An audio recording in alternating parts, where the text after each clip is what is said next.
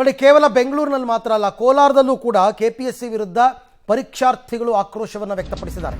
ಅಲ್ಲೂ ಎಡವಟ್ಟಾಗಿದೆ, ಬೇರೆ ರೀತಿ. OMR ಶೀಟ್ನಲ್ಲಿ ತಪ್ಪಾಗಿ ಸಂಖ್ಯೆಗಳ ಪ್ರಿಂಟಿಂಗ್ ಆಗಿದೆಯಂತೆ. OMR ಶೀಟ್ನಲ್ಲಿ ರಿಜಿಸ್ಟರ್ ನಂಬರ್ಗಳಿರ್ತವಲ್ಲ, ಅದು ತಪ್ಪಾಗಿ ಪ್ರಿಂಟ್ ಆಗಿದೆಯಂತೆ. ಪರೀಕ್ಷಾ ಕೇಂದ್ರದ ಹೊರಗೆ ಅಭ್ಯರ್ಥಿಗಳು ಆಕ್ರೋಶ ವ್ಯಕ್ತಪಡಿಸಿದ್ದಾರೆ.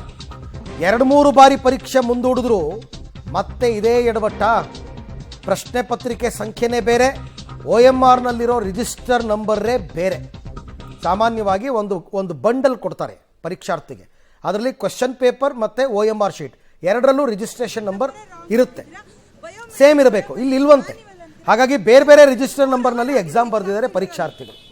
ಎಷ್ಟು ಕಷ್ಟ ಆಗುತ್ತೆ ನೋಡಿ, ಎಲ್ಲ ರಾಂಗ್ ಸರ್ ಮಿಸ್ಸಿಂಗ್, ಮತ್ತೆ ರೀ ಎಕ್ಸಾಮ್ ಎಡಿಟ್ ಮಾಡಿದ್ದಾರೆ.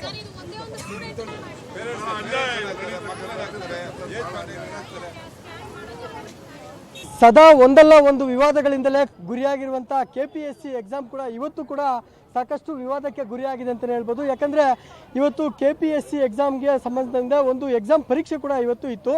ಕೋಲಾರದಲ್ಲಿ ಏನು ಸರ್ಕಾರಿ ಪ್ರಥಮ ದರ್ಜೆ ಕಾಲೇಜಿನಲ್ಲಿ ಇವತ್ತು ಈ ಒಂದು ಪರೀಕ್ಷೆಯನ್ನು ಆಯೋಜನೆ ಮಾಡಲಾಗಿತ್ತು. ಇದು KPSCಯ ಗೆಜೆಟ್ ಪರೀಕ್ಷೆ ಆಗಿತ್ತು. ಈ ಪರೀಕ್ಷೆ ಸಂಪೂರ್ಣ ಗೊಂದಲಮಯವಾಗಿರ್ತಕ್ಕಂಥದ್ದು. ಈಗಾಗಲೇ ಅಭ್ಯರ್ಥಿಗಳು ಪರೀಕ್ಷೆಯನ್ನು ಬರೆದು ವಾಪಸ್ಸಾಗಿದ್ದಾರೆ. ಪರೀಕ್ಷೆ ಕೂಡ 1 ಅವರ್ ತಡ ಆಗಿದೆ. 1 ಅವರ್ ತಡ ಆಗಿದ್ರು ಕೂಡ ಸರಿಯಾಗಿ ಪರೀಕ್ಷೆ ಸರಿಯಾಗಿ ನಡೆಸಿಲ್ಲ, ನಮ್ಮಿಂದ ಒಂದಷ್ಟು ಹಣವನ್ನು ಒಂದಷ್ಟು ಪರೀಕ್ಷೆ ತಡವಾದರೂ ಕೂಡ ಅಭ್ಯರ್ಥಿಗಳಿಗೆ ಯಾರಿಗೂ ಸಮಾಧಾನ ತಂದಿಲ್ಲ ಅನ್ನುವಂಥ ಆಕ್ರೋಶದ ಮಾತುಗಳನ್ನು ಸದ್ಯಕ್ಕೆ ಪರೀಕ್ಷಾರ್ಥಿಗಳು ಹೇಳ್ತಾ ಇರ್ತಕ್ಕಂಥದ್ದು. ಈ ಬಗ್ಗೆ ಮಾತಾಡೋದಕ್ಕೆ ನಮ್ಮ ಜೊತೆಗೆ ಪರೀಕ್ಷಾರ್ಥಿಗಳಿದ್ದಾರೆ. ಮೇಡಮ್, ಏನಾಗಿದೆ ಸರ್? ಇದು ಫಸ್ಟ್ ಎಕ್ಸಾಮನ್ನು ನಾವು ಬರ್ದಿದ್ವಿ. ಅಲ್ಲಿ ಪ್ರಶ್ನೆ ಪತ್ರಿಕೆ ಗೊಂದಲದಿಂದ ಅದನ್ನೇನು ಮಾಡಿ ಕ್ಯಾನ್ಸಲ್ ಮಾಡಿದ್ರು, ಮತ್ತೆ ರೀ ಎಕ್ಸಾಮನ್ನು ಮಾಡಿದ್ರು. ಇವತ್ತು ರೀ ಎಕ್ಸಾಮ್ ಇದೆ ಅಂತ ಬಂದಾಗ ನಮ್ಗೆ ಏನಾಗಿದೆ, ರಿಜಿಸ್ಟರ್ ನಂಬರ್ ತುಂಬ ಎಲ್ಲ ಫುಲ್ ರಾಂಗ್ ಇದೆ.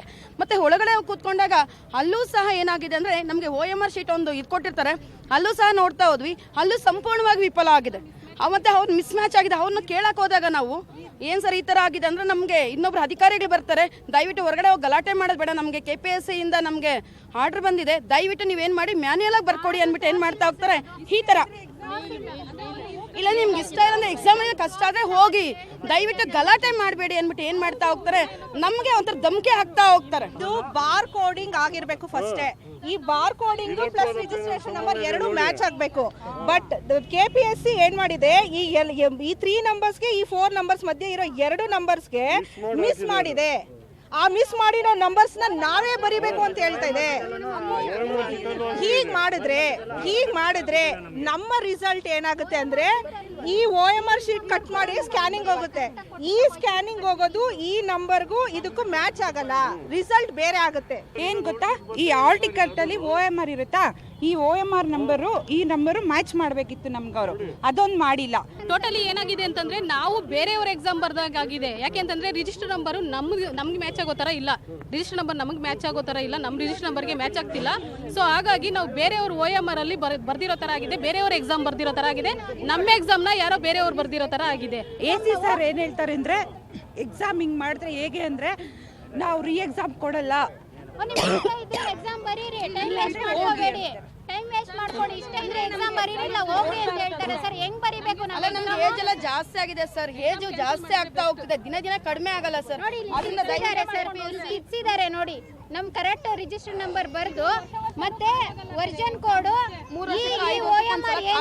ದಯವಿಟ್ಟು ಇದು KPSC ಸಂಪೂರ್ಣವಾಗಿ ವಿಫಲ ಆಗಿದೆ, ಅವರಿಂದ ಮಾಡಕ್ ಆಗಲ್ಲ ಅಂದ್ರೆ ದಯವಿಟ್ಟು UPSC ಆಯೋಗಕ್ಕಾದ್ರೂ ಕೊಟ್ಟ. UPSC ವರ್ಷ ಮಾಡ್ತಾರೆ, ಮತ್ತೆ ಏನಂದ್ರೆ 10,000 ಜನ ವಿದ್ಯಾರ್ಥಿಗಳಿಗೆ ಎಕ್ಸಾಮ್ ಮಾಡ್ತಾರೆ.